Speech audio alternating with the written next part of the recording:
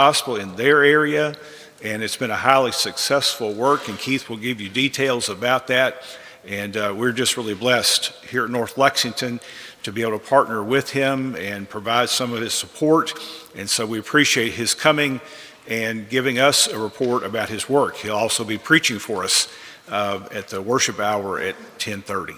Keith? And then I also wanted to share a video with you that I think you'll find very interesting. So, and then I think we may still have time at the end. If you have any questions, I'd be happy to answer them, or at least try to. So if you think of something along the way, then try to remember that, and we'll come back at that at the end. So I want to just talk today about new school development. The program has grown tremendously. I believe that when we first started working together, which was I think about 13 years ago, I believe there were 17 schools around the world, and there are now currently 86 preacher training schools, and those are in 36 different countries now.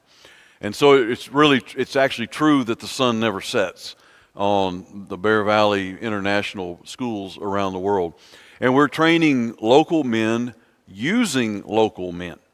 I teach occasionally, some others of us teach occasionally, but primarily the teaching is done by local men. That's the most sustainable way. These are men that are academically qualified, that are doctrinally sound. They've signed our doctrinal statement. We're in agreement on things. In fact, by now, we've been doing this so long, many of these guys are graduates of other Bear Valley schools.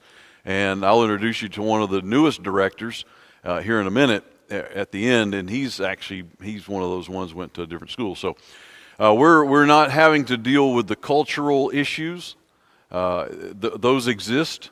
I was just teaching a couple of weeks ago in a country, and something came up, and I realized I don't think I understand the context here.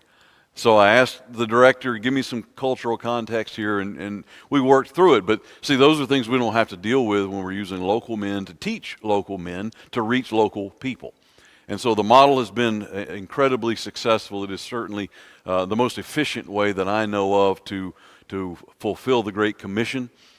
These students are, the enrolled students, are averaging, for the last 5 years, have averaged baptizing more than 4,000 souls.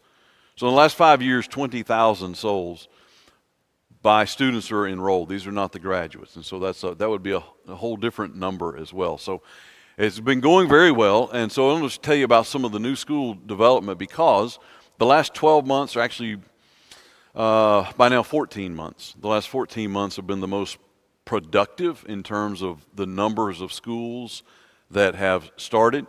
So I'll just share with you where those are and the number of students, and then we'll move along to some other things. But before we do that, I thought you might find this interesting. I enjoy statistics, and this one is very fascinating to me. What's the first thing that you see? Who wants to just say first thing you notice when you look at that map? You notice Africa because of all of the blue. Yeah, that stands out because just about everything else is not blue. And if you look at the numbers there, what you're seeing is anything that is not a shade of blue is a place where the birth rate doesn't keep up with the death rate. So the two people that might be creating new people are not creating on average even two, which would replace themselves. What that means is in a not too distant future, it is projected that the global population will actually be in decline for that reason. It is also projected that by the year 2050, 2070, somewhere in that time frame, there will only be one continent in the world with a growing population. And you can look at that and see very easily which one that would be. It's Africa, of course. The birth rate is significantly higher than the rest of the world. There are some African countries where I go and the birth rate is 6. When we say birth rate, this is the average number of live births per woman is 6. We have 3 children, and in our culture, people thought, they looked at us like we were crazy because we had 3. And when I go to other places, they say, oh, you only have 3. And so the context is different. The other thing that's significant about that is in those blue areas, if you will, generally speaking, that's where the people are more receptive to the gospel. So it's a bit of a win-win. The places where the population is growing, their culture is open to religion. In fact, their culture very much embraces religion of some sort, and so it's a bit of a win-win that where the only places in the world where the population is growing is also where the church is growing. And you look at the pink areas, these are places where the church is struggling. And so I don't know that there's a correlation between those two things, but both of those things are facts. So very interesting. So we have, in the last few years, predominantly focused not only in Africa, but also the subcontinent of India. India is the world's largest population. Just to give you an idea for context, India in the world ranking is number 1. The U.S. is number 3. You would think number 3 might be pretty close to number 1. We're not anywhere near. Not anywhere near. You have to take every city in the United States, New York, L.A., Chicago, Lexington. You'd take them all, multiply them by 4 in population just to get to India. So there are a lot of souls in India, and many of them are very receptive to the gospel. So that's an interesting fact that I think is, not only is it interesting, but it certainly affects our focus and where we try to do the most good. Jarapa, you're not going to know where a lot of these places are, and that's okay. I'm not going to spend a whole lot of time on that, but this one is a little bit significant in that Jarapa is in the northwestern corner of Ghana, which is in the predominantly Muslim part of Ghana. There are a number of African countries where the northern part is Muslim and the southern part is not. Ghana is one of those. We have a full-time school in northern Ghana that's in a city of 500,000 that is 95% Muslim. And we have no problems at all. In fact, they do very well up there. So this is a place in the northwestern part near the country of Burkina Faso, which has been in the news lately for all the wrong reasons. Another one this is back in central Ghana. This is in southern Ghana. Akeem Oda was there last year. Palamé, Togo. Togo is a very small country. It's also in West Africa. It's a very narrow little country. They speak French. And we've had a full-time school in Palamé. We've started now an extended school there, which is a school where instead of taking 2 years to finish the curriculum, you can have 4 to do that. Lomé is the biggest city in the country and the capital, and we actually expected better enrollment. We're digging into why this is not going as well as we had hoped. Sierra Leone is also in West Africa. Freetown is the capital. It's the biggest city in the country. We've had a full-time school in another city in that country for several years. They've been asking for a school in Freetown, and this year, we were able to start one there. Sierra Leone is one of the poorest countries in the world. It's also predominantly Muslim. But these are not, this is more ethnic Muslim than political Muslim, so the ethnic Muslim population doesn't prevent us from doing what we want to do, and there's no problems at all like that. Chimoio, Mozambique. This is our first school in Mozambique. In fact, it is the first school of preaching anywhere in the country of Mozambique. Mozambique is on the east coast of Africa, in the southern part of it. And one of the unique things about Mozambique is they speak Portuguese. So we have a school in Brazil. That was our first Portuguese-speaking school. And I thought, well, now we have 2, but then I was made to realize that their Portuguese and their Portuguese are really not the same. But nevertheless, in some way or another, we now are working with 2 different schools that teach in Portuguese. I was there this year. Had to make a border crossing on foot to get from Zimbabwe into Mozambique. That's a whole nother story. That would take longer than we really have. It was interesting and eventful, but I made it back, and here I am.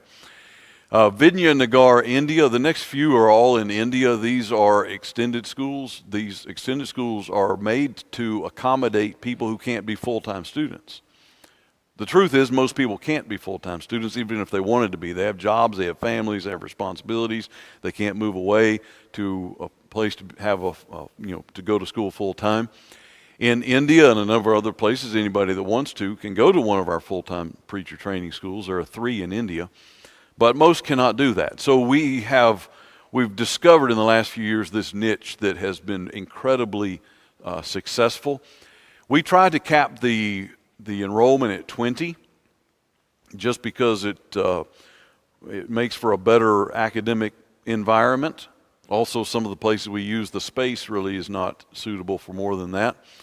And so we have 20 in Arakonam, which is outside of Chennai, 20 in Chennai. Chennai is a big city. It used to be called Madras, and it's probably 10, 12 million, something like that. And we were there a couple years ago looking at a possibility and decided to start a school there. And so the director wrote us and said we had 33 applicants, and so we're taking 20. And I said, okay, the 13 you're not taking, did they not pass the entrance exam? There's a 100-question general Bible knowledge application or test that everybody has to pass to be admitted, among other things. And he said, no, everybody passed the test. And I said, okay, how did you decide which 13 don't make it? He said, well, because all 13 of them were from the city of Arakonam. And I knew where it was. I'd been there by train. If you're in Arakonam and you want to go to Chennai, you're going to have to get from where you are to the train station. And then it's about an hour train ride. It's not bad, but it's an hour or so, and the cost of it. And then from the train station, you have to get to the church building, which is kind of in the middle of Chennai. So anybody coming from Arakonam to the school in Chennai was probably looking at about a 4-hour round trip every Saturday, in addition to the 8 hours in the classroom. And we got 13 signed up ready to do this. So I said, okay, I understand now. So what if we looked at a school in Arakonam? Well, they were thrilled at that idea and put out the word. And so those 13 and then when 7 more found out they wouldn't have to commute, they signed up and they applied as well. So maxed out that school admission as well. There's another one, they're a little bit over. They certainly have the space for it, but we try to keep it a little lower. There's one in Bangalore now. And this one's lower because it's a little different situation. Bangalore is a kind of, in some ways, a world-class city. It is the Silicon Valley of Asia. The largest IT park in all of Asia is in Bangalore. Every high-tech company in the world has a presence in Bangalore.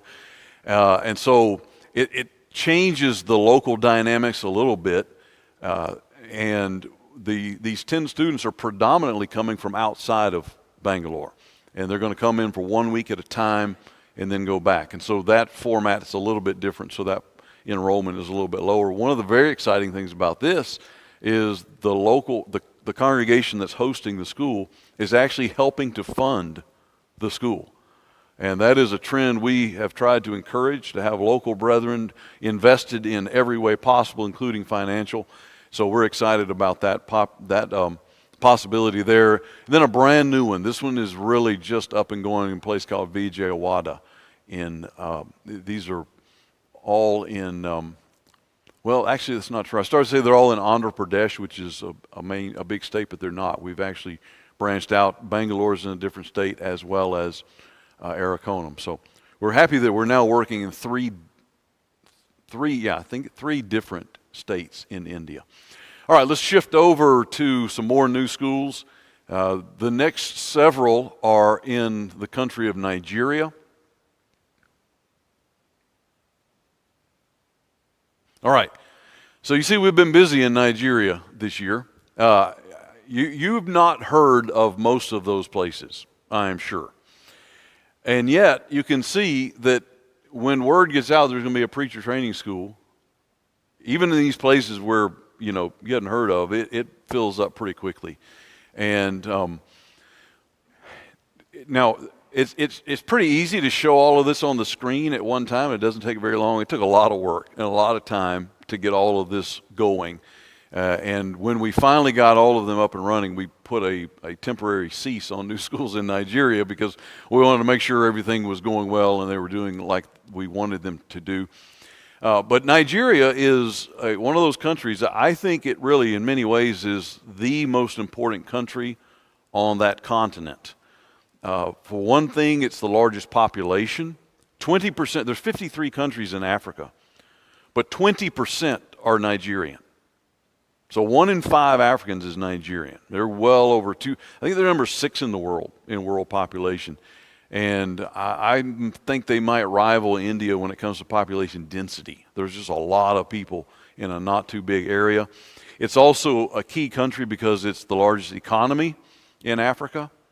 And also because it's sort of the battleground for some things that are happening that you've been hearing about in the news. And I'll get to some of that here in just a minute. So in many, many ways, this is a very important country as it relates to that continent, but then I would say even beyond that continent as well. So to have more well-trained gospel preachers in India to help, or in Nigeria to help the church is a good thing.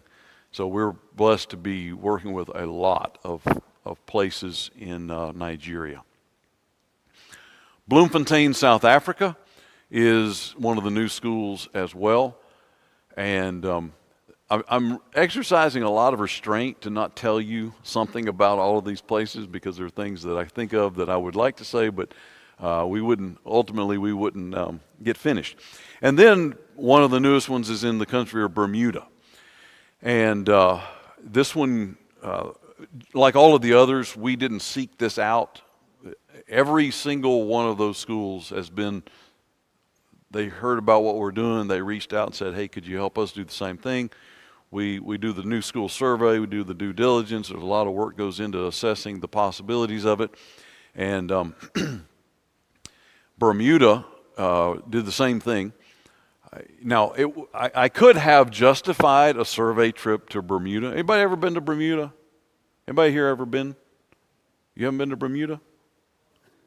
Well, it is absolutely beautiful. It's an island, and I could have justified a survey trip there, but we did all of that work on Zoom. We did all of the meeting and working through things, and they started. It's a very unique country. It's an island nation. It's a British territory still. In fact, Great Britain has given every Bermudian dual citizenship.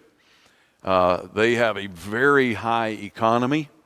Every major insurer in the world and actuators and all of those kinds of businesses have a presence in Bermuda. That's their number one business.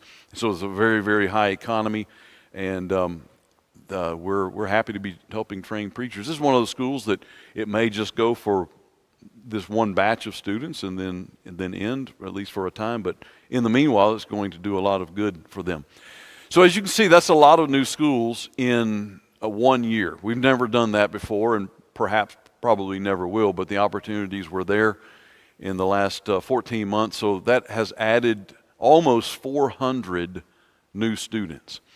And I don't know the exact number, but if you were to look at the number of the schools in the U.S., I go to Freed-Hardeman, how many Bible majors, Faulkner Bible majors, and so on, and then the preacher schools like Bear Valley, which has 40-something students, you might could add them all up and not hit 400. I'm not sure. But we've just added just this many just in the last 14 months.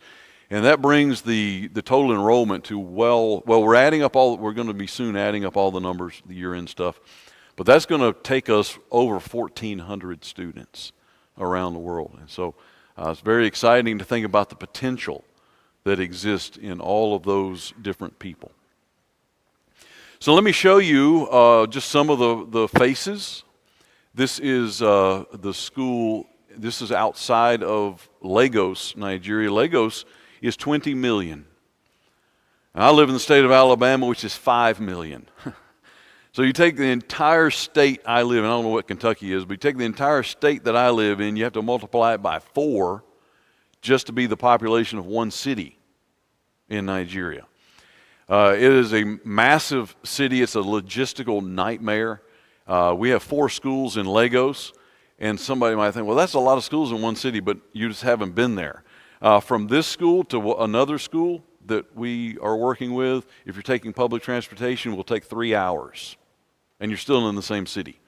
And so that necessitates the numbers of schools that might exist in a certain area.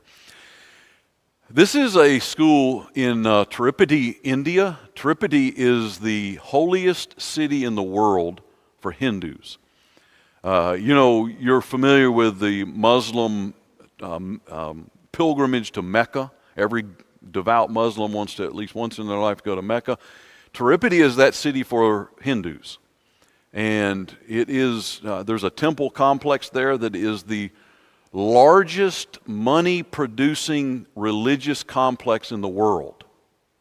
Because every Hindu wants to go there, and when you go, you're supposed to give something. And so people give jewelry, they give money, they give cows. Isn't that ironic? They give cows. In India, cows are sacred. And the temple can't handle all of the cows, and so they actually sell them for export. And you know what's going to happen to those exported cows.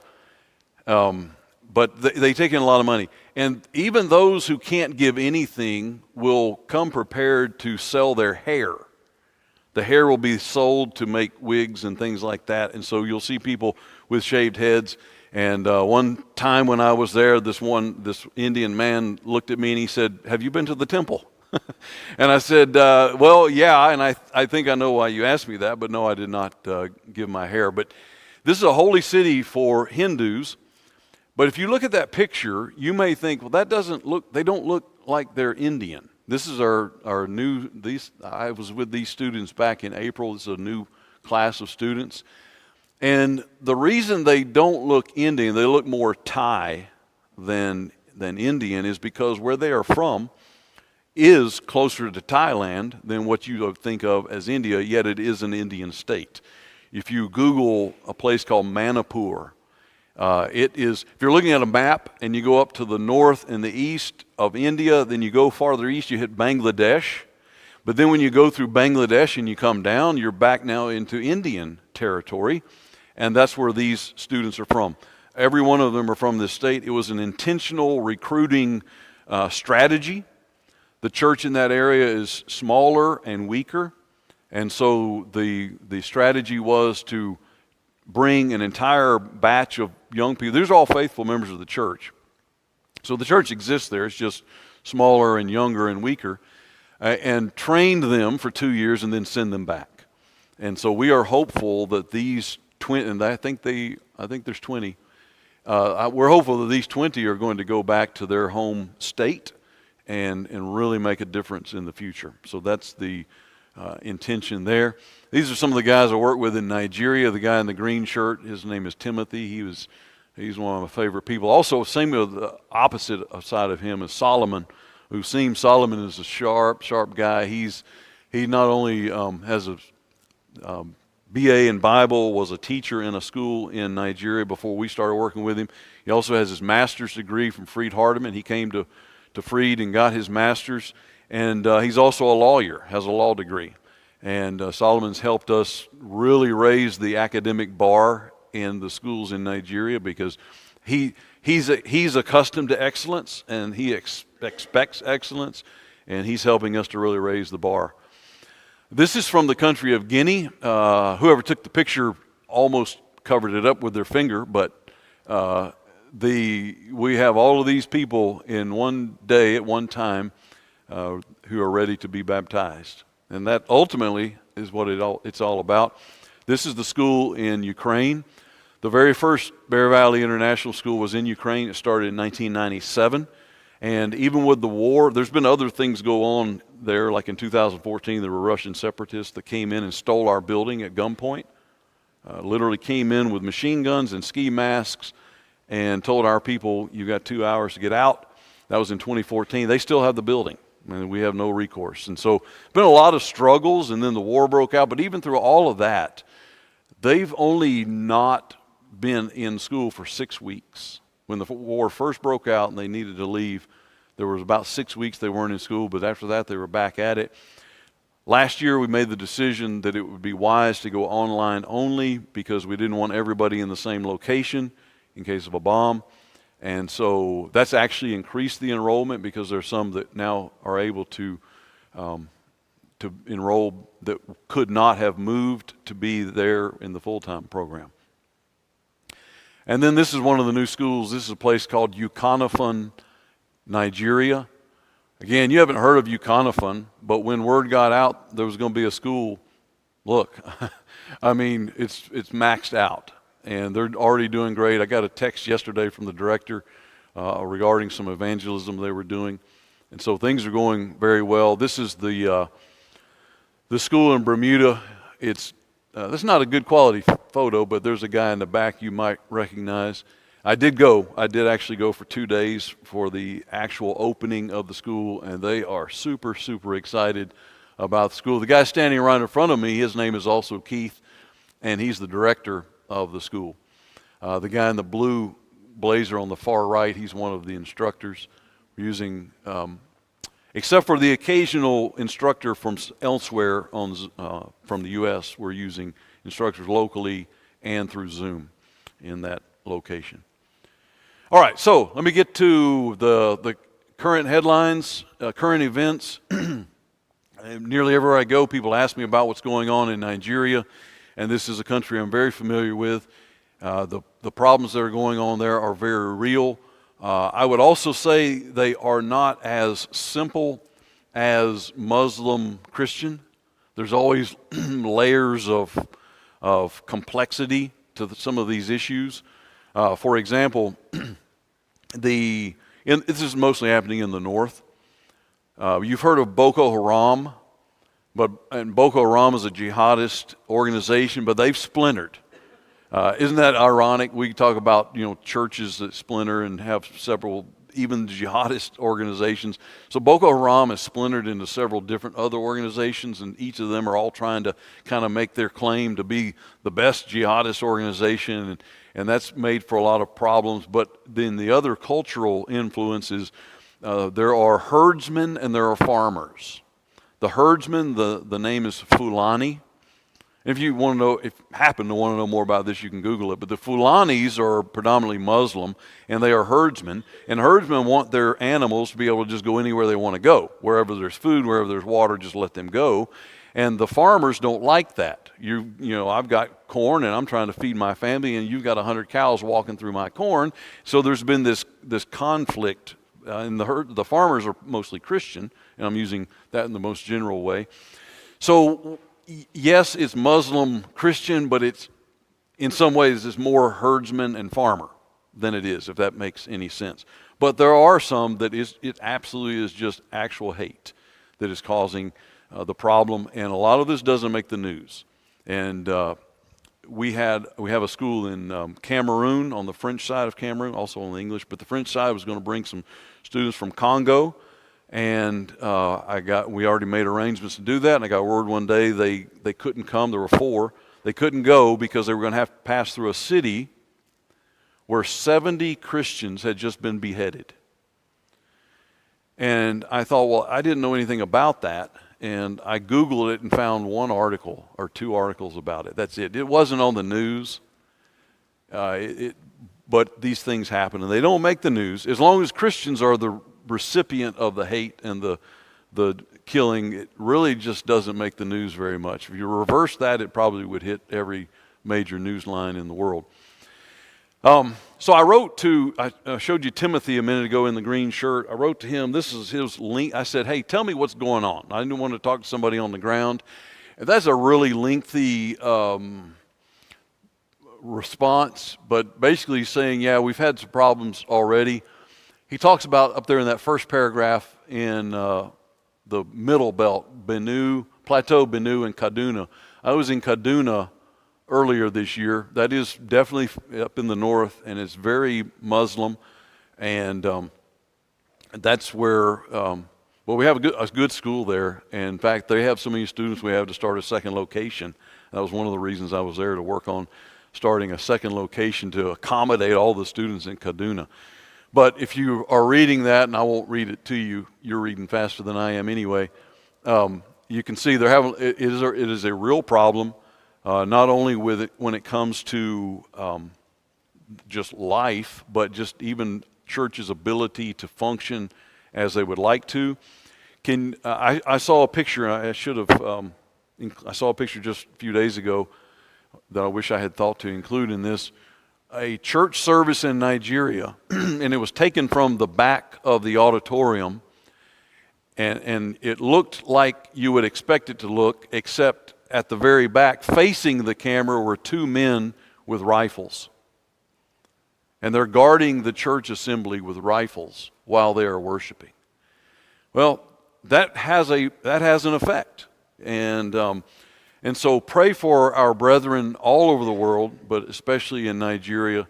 Pray that will be resolved. I don't know that our president is going about it in the best way. I don't know. A lot of the Nigerians are thankful he's at least brought it to the world's attention. We will see how that goes, but add that to your prayer list. All right. Now, what I want to share with you is a little video. I just came from South Sudan, the country of South Sudan. I was in Uganda, and I say just came from like 2 weeks ago, I think. I was in Uganda for a week and then South Sudan for a week. South Sudan is one of the newest schools, and so I really wanted to visit and see how things were going. South Sudan is also, it has its challenges. South Sudan is... on the State Department has 4 levels of country. Every country in the world, they give it a level. There are only 20 countries in the world that are level 4. Level 4 means don't go. This is Afghanistan, North Korea, South Sudan. On the State Department website, it says update your will and leave DNA samples with your family. It literally says that. I had planned to go earlier this year, but it became very unwise to do. I'm not going to be foolhardy on that, but so I didn't go.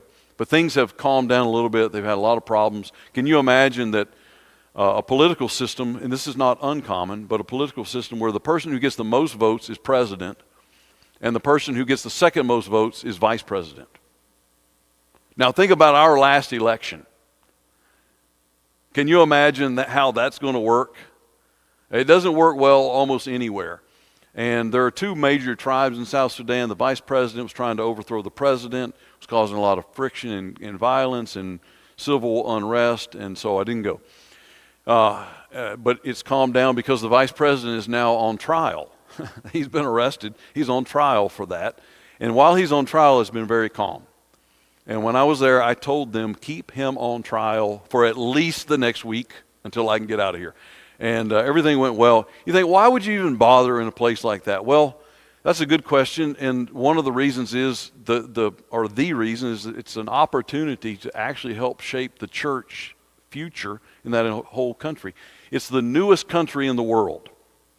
South Sudan broke away from Sudan, formed its own country, newest country in the world. It's also one of the youngest countries in the world. I'm going to throw a stat at you here that's just hard to comprehend.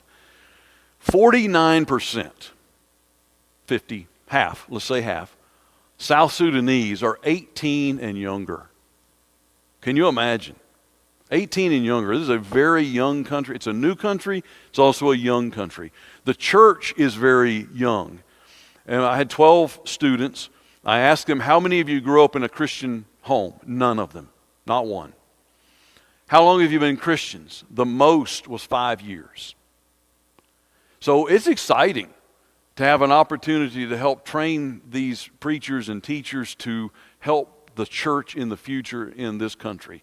And to that point, when I got back a week later, I got a message from the director saying that the students had been taking turns. For 2 months, the students have been taking turns going to a public school and teaching. I didn't know that. They didn't tell me when I was there. But they've been doing that for 2 months. And they have now baptized 65 students from that school. Can you imagine? 65. And so it's a great opportunity. we have. I'm going to show you this video. I did not leave myself nearly enough time as I thought I would. In that country, we have two major tribes. There's a lot of hatred, a lot of prejudice because of that. And in our school, both tribes exist, and they get along just fine. There's no problem at all. And Jacob is going to talk about that. Let me just play this video real quick, and then we'll finish up. Hello, everyone. I'm joined today by Mark Reynolds and Chad Wagner and Jacob Ajak in Bor, South Sudan. This is one of the newest Bear Valley schools, and it is in one of the newest countries in the world, the country of South Sudan. And we're happy to have Jacob, the director, and all of the students with us today. So say hi, Jacob. Hello. Hi from South Sudan. It is good to see you and to see all of the students behind you as well. We are glad and we're happy. Yeah, and we are as well, because this is a country that's never had a school of preaching before. And so to be able to have a place where students from this country can stay in the country rather than going somewhere else, is a very positive thing for the church in South Sudan. But South Sudan's also had its challenges recently and currently having some challenges. Jacob, can you tell us just briefly about those challenges in your country? Thank you so much. And I'm also happy to meet you guys. Good to meet you. Also meet you, Mark and Chad. Currently, we are also happy. All of us are very happy for we to have a school of preaching in South Sudan. We have churches. Then we don't have trained preachers. And once we got this opportunity, it was our pleasure, and we're very happy for that. We really give thanks to Bear Valley for offering this school of preaching in South Sudan. Yes, South Sudan, you may have heard from the news that is not safe currently. We are faced with a lot of issues.